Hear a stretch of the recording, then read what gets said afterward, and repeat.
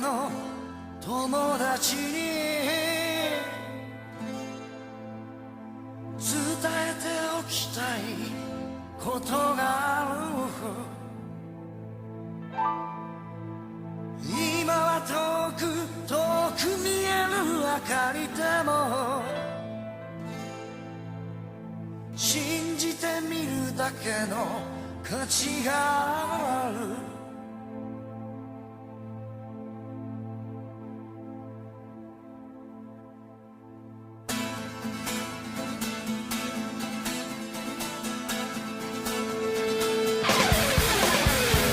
ภูมิใจเสนอ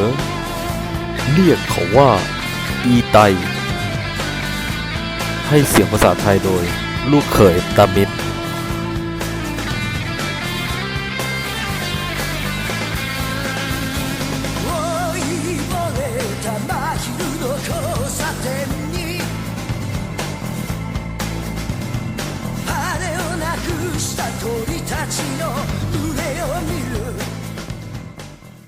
เมื่อปีพุทธศักราช20,000 ปีให้หลัง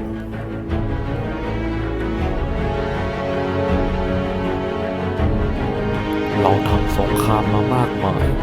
ไร้พ่ายไม่วันหน้าไหน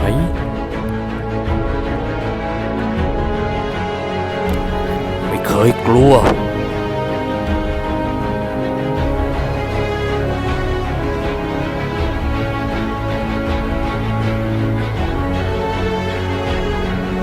ไม่เคยถอย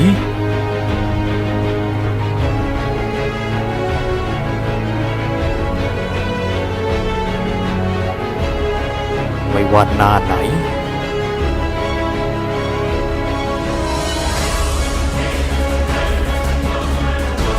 ทุกอย่างล้วนอยู่ที่ใจเสมอมา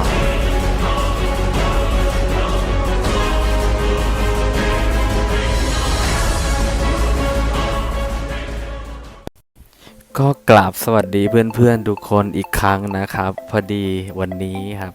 ไม่ได้เล่น ROV มานานมากแล้วนะครับ1 ปีได้นะครับหรือไม่ก็ไม่ถึงนะครับแต่นานมากเลยนะครับดูดิครับยังเพิ่งโหลดแพทอยู่เลยนะครับไม่เชื่อก็ต้องเชื่อแล้วครับไม่ได้จับเลยนะครับ ROV เนี่ย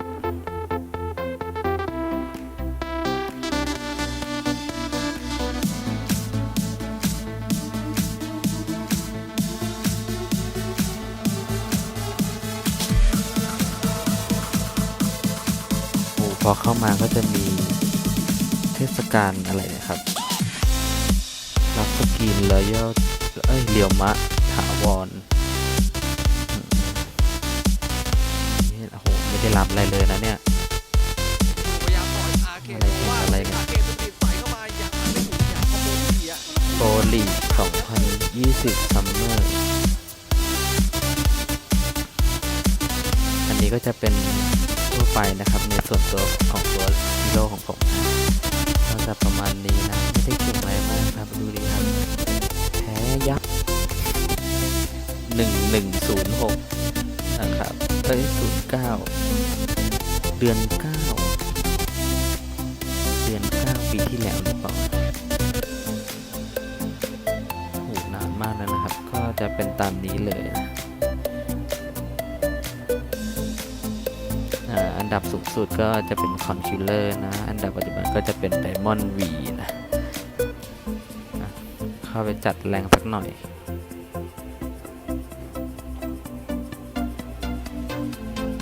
อะไรเนี่ย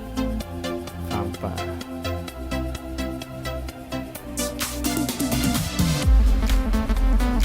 งงกับตัวเองได้ยังได้สักทีหนึ่งบอกกันนะครับว่าไม่ได้เล่นนานมากนะหลอนเลย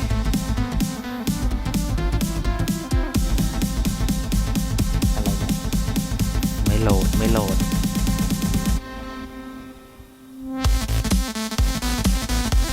าลุยกันเลยก็ข้างบนสุดนะครับโหชื่อปวดขี้ที่ญี่ปุ่น ไปขี้ไกลจังขี้ไกลเกินแค่ชื่อก็กินขาดแล้วนะครับคนที่3นี่สู้ได้อยู่มั้งโอ้โหจะไหวไหมเนี่ยทีมผมไม่ค่อยมั่นใจเลยมาเดี๋ยวแบกเองแบนอะไรวะเนี่ยไม่ได้เล่นนานนี่แบนอะไรอะบอกหน่อยดิฮัลโหลอ๋อแบนนี่เหรอยังแบนไอดาวจันทร์อยู่กันเนี่ยไม่เล่นนานแล้วนะเอ้าตัวไหนวะน่ะตัวอะไรอะ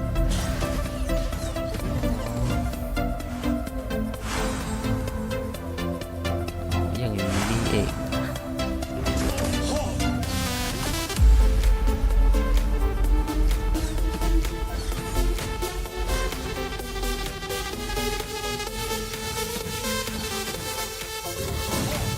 ฝั่งผมก็แบนเป็นยอนกับตัวใหม่อีกตัวนะไม่รู้ว่าชื่ออะไรฝั่งนู้นก็จะแบนเป็นลิงกับดาวจันทร์นะครับเดี๋ยวนี้เขาแบนลิงกับดาวจันทร์แล้วเหรอใครอยากเล่นกบมาเล่นกบแล้วตอนนี้เพื่อน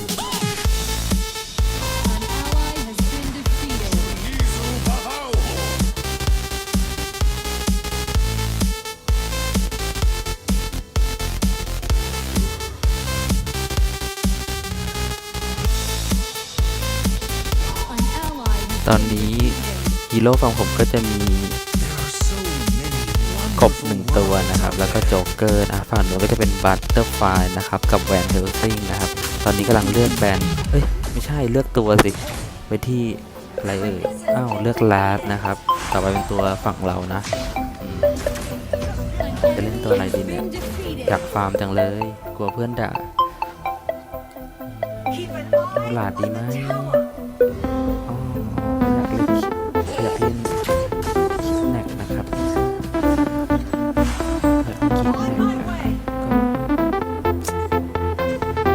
ให้ก็ให้วะเราไม่ได้เล่นนานเราเทพอยู่แล้วเล่นอะไรก็ได้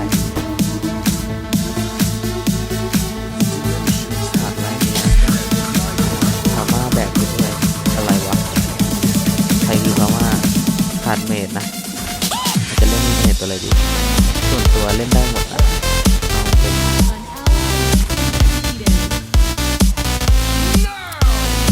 ดาร์ซี่แล้วกันรอกันเลยดาร์ซี่แล้วกัน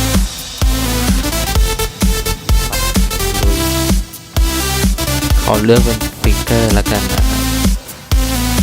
ต้องเล่นต่อไปก็มาเลือกเราเซตไว้ที่ไหนนะส่วนตัวผมจะถ้าไม่ได้ฟาร์มผมก็จะเอาไม่เอาเป็นดาบฟาร์มนะครับก็จะเอาเป็นแก้วนะครับส่วนตัวเอาเล่นนี้แหละเอาอะไรวะเนี่ยพาม่าอย่าด่ากันสิครับโอ้โหยังไม่ทันได้เล่นเลยนะครับเนี่ย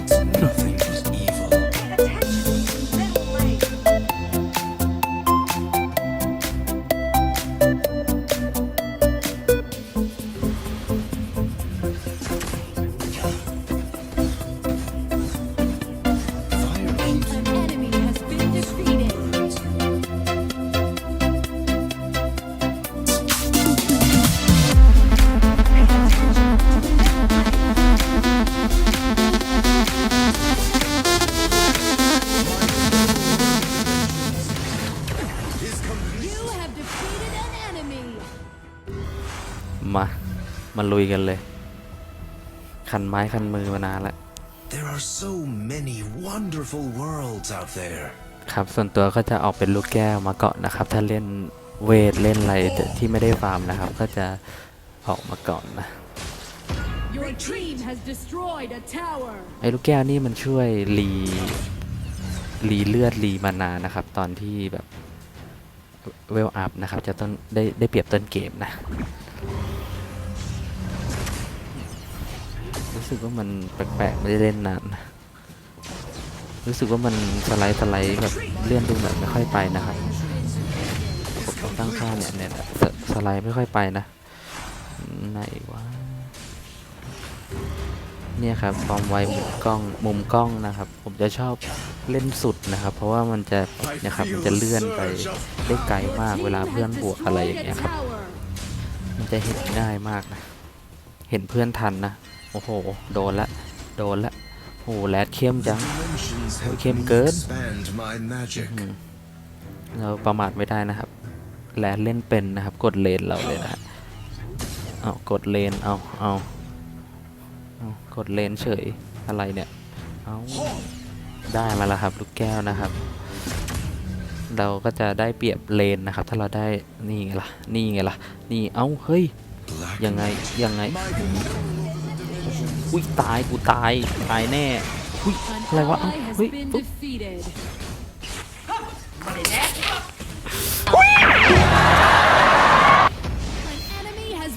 อะไรวะมั่วจนแบบตายคู่นะทุกคน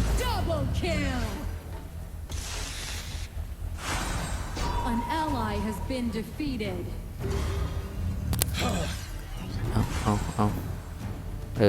นึกว่าลืมอัดเอาเพื่อนเราตายนะครับเอาด้วงโดนแวนเฮลซิงฆ่าไปนะครับบนน่าจะโดนนะครับตอนนี้เขากำลังเอามังกรอยู่นะเราต้องมาแจมหน่อยมาช่วยหน่อยโอ้โหมาถึงตักไทยด้วยหมัดไฟเอาเป็นเขาได้ไปนะครับตอนนี้เอายังไง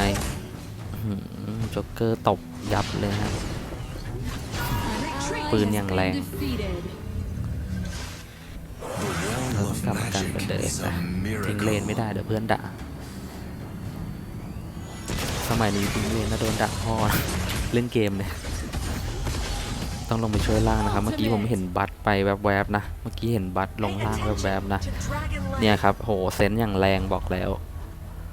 โอ้โหเพื่อนใจเย็นฮัลโหลโอ้โหใจร้อนเกินนี่ไงใครกันแน่ที่ใจร้อนอย่ารู้เพื่อนตายทำไมบาดด้วยตายอะฮัลโหลเอากูอีกเพื่อนด้วงมาแล้วอุ้ยท่าหนึ่งมาพอดียังไงเฉียดตายรอดได้ไงวะรอดได้ไงวะยังงงเลย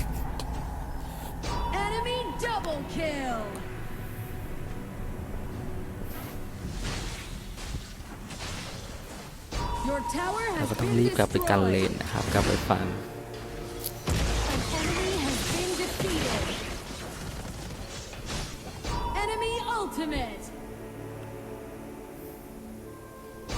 แรดนี่จะคอยกดผมตลอดนะ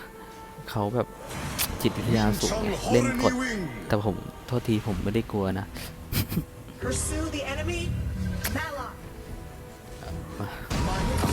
ด้วงเอาไหมด้วงยังไงด้วงเหมือนแรดเขาแบบทรงดีนะแรดเดี๋ยวก่อนเ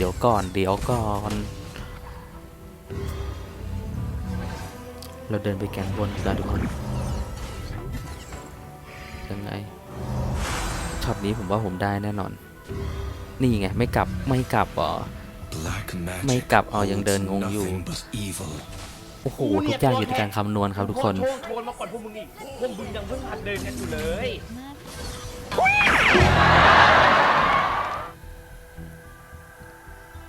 ดวงตีป้อมใหญ่เลยปัดมาทักทายหน่อยฉีดทีมเราก็ใช่ย่อยเหมือนกันนะครับทุกคนเล่นดีทั้งคู่นะทั้งสองฝ่ายเลยนะสกิลแรงกูเนี่ย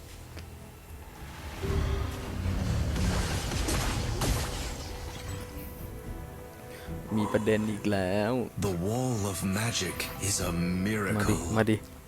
โหกบโคตรห้าวเลยครับทุกคนเข้าไปแล้วนี่ผมมันตีโดนนะปุ๊บทำอะไรได้ไหมโอ้โหโดนไล่ครับกบตายฟรีแล้วช็อตนี้พัดห้าวเกินบัดสกิลกินเสียดายมาดิขอยิงหน่อยนี่ไงเจ็บไหม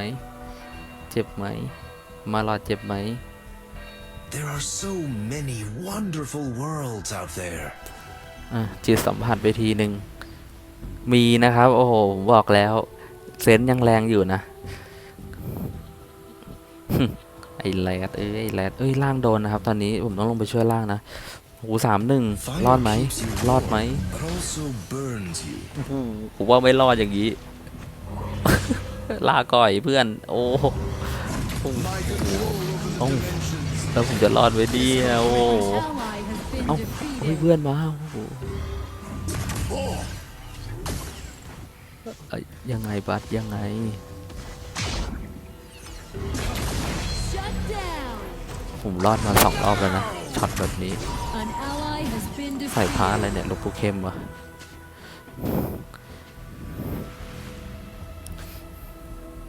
เอาอีกแล้วหาตีนอีกแล้วกบกูเนี่ยครับถ้าออกแหวนนะมันจะช่วยอย่างเงี้ยครับเวลาเห็นปะเมื่อกี้เลือดผมน้อยเลยผมไม่ได้ทำอะไรเลยเห็นนะเลือดมันจะเพิ่มแบบเยอะมากถ้าเวลอัพนะหรือไม่ก็แบบ Holds nothing but evil. น่าเคลียร์คลิปก็ได้นะครับได้เป็นเขาเรียกว่าอะไรนะเวทแวมไพร์นะถ้าเป็นสายเวทนะ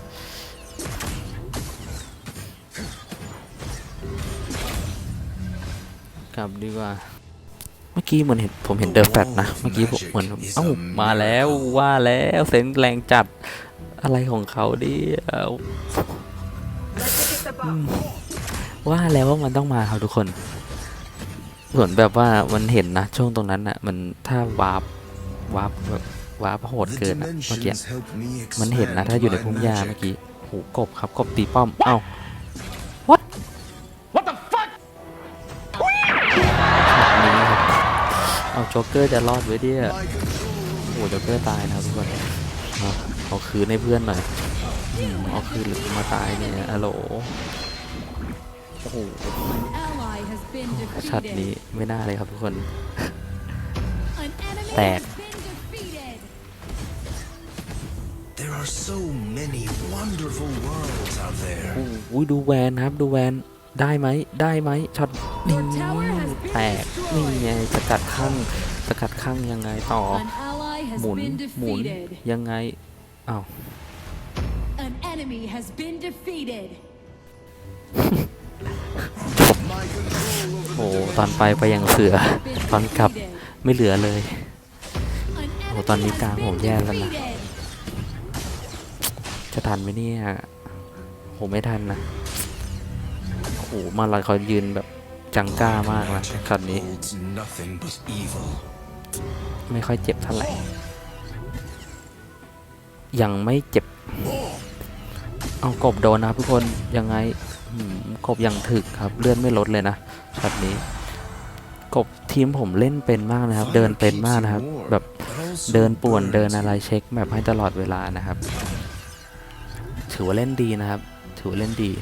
ทีมเราถือว่าเล่นดีนะแต่หัวร้อนไปนิดนึง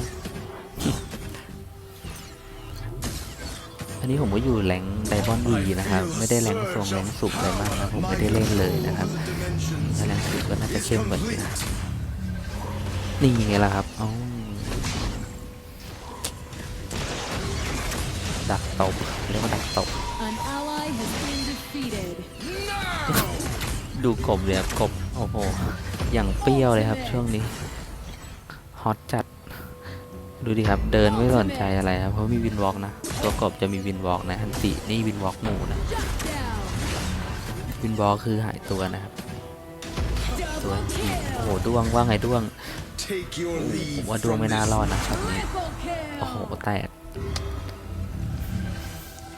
My control over the dimensions. แตกหนึ่งเลยครับด้วง I am on a streak. Shut down. An enemy เอาไง has ดี been เอาไงดี defeated. Keep an eye on Abyssal Dragon. Kratos has fallen into the เขาเริ่มดันกลางไปแล้วนะครับ ตอนนี้ Your ตอนนี้ team เหมือน has แบบ destroyed a tower. เขาเริ่มดันคีบมาสุดแล้วนะครับ ดูจากคีบล่างคีบ An บน enemy นะ has been คีบเริ่ม defeated. ดันมาแล้วนะครับ Attack the enemy tower. เอายังไงมาหลอดไม่ปล่อยแน่ช็อตนี้นัวๆเนี่ยชอบเลยครับสกิลมันมากดาร์ซี่และนัวๆนะ ยังไงตายไหมตายไหมช็อตนี้แตก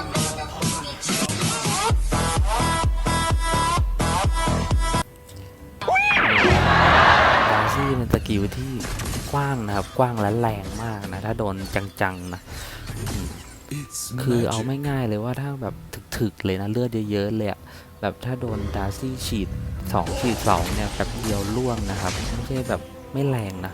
หลังเกมนี่พวกบางๆอย่างเช่นแบบพวกแรดพวกอะไรนี่แบบชุดเดียวหายนะครับพวกอย่างเงี้ยครับบางๆอย่างเดอะแฟตเนี่ยชุดเดียวหายนะบอกไว้ให้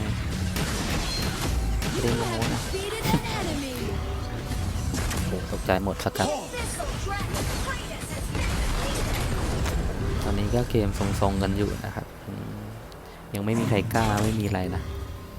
Your team has โอ destroyed เค a คีไป tower. เล่นติ๊กล่างครับเหมือนแบบว่าจะบวกล่างหรือเปล่า My control over the dimensions ตอนนี้ทีมก็มาออนนะครับมาจังกัน Ultimate. ของมาแล้วเอ้าเพื่อนโดนเปิดครับตอนนี้สกัดโดนมาหลัดเปิดนะ Tower. เอ้าล็อกไว้ได้ยังไงช็อตนี้แตกครับขู่บาสยังโหดครับวิ่งเข้ามาในป้อมอ้าวตายบาสตายนะยังไง Your team has ไม่ destroyed ทัน a tower. ไม่ทันใจนะเวลาเล่นใจไปแล้วแต่ตัวไม่ไป All enemy towers are down. บนแตกแน่ครับมันมาบ Your นนะ team has destroyed a ก็ต้องแล tower. กด้วยชีวิตนะครับโหสกัดนะครับแขนสกัดแขนบ้างไม่ปล่อยนะมาดิสกัดเอากูก็เอาเอาสกิลอะไรของกูวะเนี่ยไม่แตกของมีเคลียร์เปล่าดวงตามเก็บงานได้นะ It's magic แล้วยังไงช็อตดี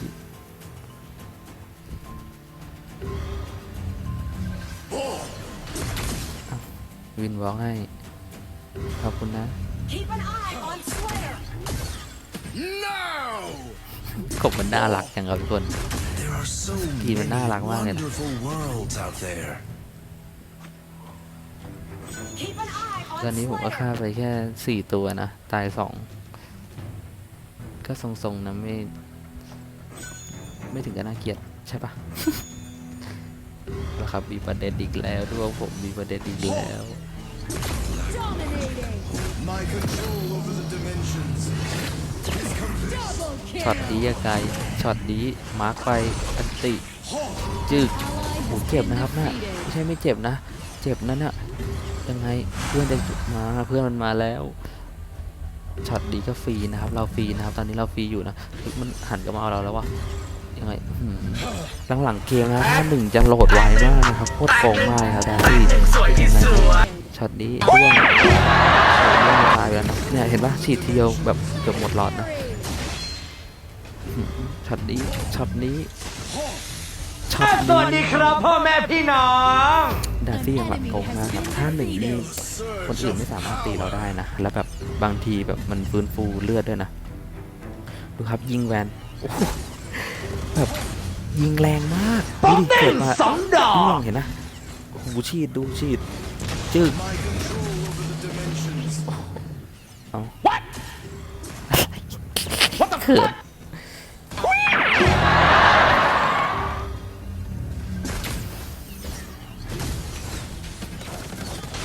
Now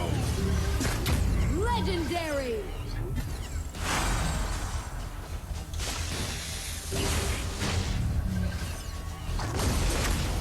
An ally.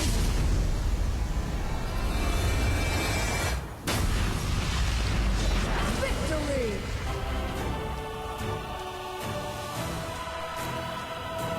เอาตอนนี้มีประเด็นข้างล่างต่อนะครับ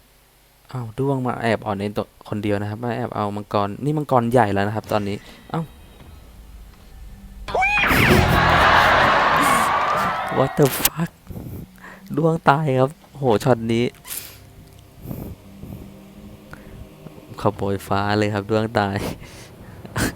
โอ้ด้วงบอกเบื่อด้วงบอกโหเบื่อ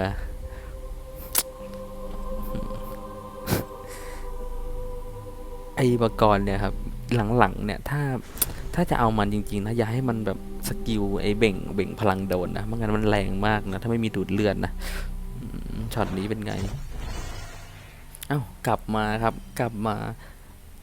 แตกไหม โถ่ แต เอ้ย ก นึกว่าเล่นกับคนที่ไหนได้ ยังไงเขาได้แฟลช เล่นกับหมู จึกเข้าหน้า แตกไหมแตกหนึ่งนะครับ ตอนนี้ทีมผมก็จะเอ้า ไอ้กากเอ้ย ช็อตปาฏิหาริย์นะครับอันนี้คือช็อตเซนส์เลยนะฮะคือแบบคือประสบการณ์200 ล้านปีอะครับ อย่างงี้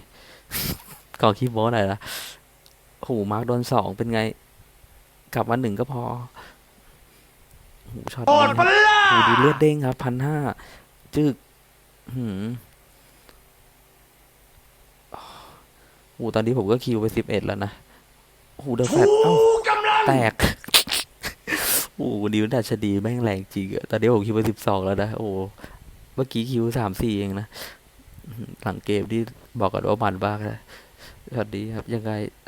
รอด เรี ไห ย ม กแท แต่ บแม่ขิงขิง โอ้โหแรงมากสั่งตายเลยนะ นิ้วสั่งตายเลยอย่างงี้ รีบจบกันดีกว่าครับ เดี๋ยวจบไม่ได้ครับทุกคนโอ้บัสมาแล้วนะด้วงยังไงด้วง โอ้กลับนะครับกลับ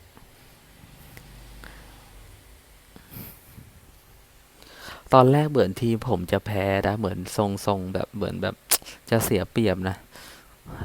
หลังๆเพราะว่าทีมเหมือนแบบจะมีปัญหากันด้วยนะด่ากันนะหลังๆก็โอเคได้อยู่ก็ดาซี่แบกอะครับน้องๆ หลอกเล่นดะโหบลายเขาทั้งนั้นอะดูครับท่านหนึ่งนี่จะโหลดโอ้โหแทบไม่มีคูลดาวน์นะครับแรงมาก ตอนนี้ผมก็จะขายนะ ผมก็จะขายเป็นออกก่อเกิดนะ คือถ้าเวล15แล้วนะครับ มันจะไม่สามารถขึ้นเวลไปอีกได้นะครับ เราต้องขายนะครับทุกคน สเต็ปผมเลยนะครับ ถ้าตอนนี้มาบวกกันเลยบวกก่อนดีกว่า เดี๋ยวค่อยโม้ ไอ้ยะเฉยเฉ แตกหนึ่ ย งอ โถ่ อกมา ไอ้ แตก กล อี ว ก งจะทำอะไร แตกไหมช็อตนี้แตกดูเดือดนะฮะดูเดือดอย่างที่บอกนะครับ ถ้าเวล15แล้วนะครับ ก็จะต้องขายเป็นขายไอ้ลูกแก้วออก โอ้โหไม่จะพูดก็พูดไม่ได้ไม่บวกอีกแล้วเอายังไงมึงเอามาหลอกให้อยากแล้วจากไปไหมโอ้โหช็อตนี้ จ ยัง ตุ มั่ว ร นะ เทพ มั่วยังได้กลับมาบัตจึกน่าจะจบได้นะช็อตนี้ต้องดันคีปไปเรื่อยๆนะนี่ไงโคตรแรงนะทุกคนจึกเดียวนี่แทบดิ้นนะอย่างที่บอกนะครับ ถ้าเราสเต็ปเลยนะครับ ถ้าของเต็ม5ช่องนะครับ จะออกเป็นเกาะเกิดนะ1ชิ้น แล้วก็จะซื้อเคียวเผื่อไว้นะครับ ต้องใช้มือไวมากเลยนะครับช็อตแบบขายเกาะเกิดแล้วกดซื้อเคียวนะมันเป็นสูตรนะทุกคนเล่น RV ก็น่าจะรู้อยู่แล้วนะโอ้ช็อตนี้พิ้วไปโหดเกินคนบ้าอะไรไม่เล่นนะ2 วันปีโหดขนาดนี้ ขอขิงหน่อยนะโอ้ช็อตนี้แตก ข้าล้างโค นิ้วสั่ง ตร ตายจริงๆนะดาร์ซี่เนี่ยช็อตนี้ยังไงโหตีไม่ได้นะเกิดอะไรขึ้นจบเกมแล้วก็เป็นทริคง่ายๆนะครับสำหรับคนที่เล่นมานานน่าจะรู้แล้วนะครับ การของตันนะครับแล้วออกเกาะเกิดนะครับ ถ้าเราตายปุ๊บเรากดขายเกาะเกิดแล้วซื้อเคียวนะครับ มันก็เหมือนมี2 ชีวิตนะครับ ช่วยเราได้นะครับ ต้องมือไวนะครับ ก็จบไปแล้วนะครับ ตอนนี้ก็ได้ MVP ด้วยนะตอนนี้ไม่ธรรมดาเลยเนี่ยก็ช่องผมก็เป็นช่องน้องใหม่นะครับ ก็ฝากด้วยนะครับ ฝากติดตาม ก็ตอนนี้ก็เข้า17ตาย3แอคทีฟ12นะครับเงินก็ 14,522 บาทนะครับ MVP 14.2 นะครับก็ขอบคุณเพื่อนๆทุกคนนะครับที่เข้ามาดูนะครับก็ฝากไว้ด้วยนะครับถ้าชอบสไตล์การเล่นหรือว่าชอบให้ทำคลิปแบบนี้นะครับ หรือว่ายังไงก็คอมเมนต์ไว้ใต้คลิปได้นะครับก็ถ้าชอบคลิปนี้ก็อย่าลืมกด Subscribe กดไลค์ให้ผมด้วยนะครับเพื่อเป็นกำลังใจให้ผมนะครับสำหรับวันนี้ก็ต้องลาไปก่อนนะครับสวัสดีครับ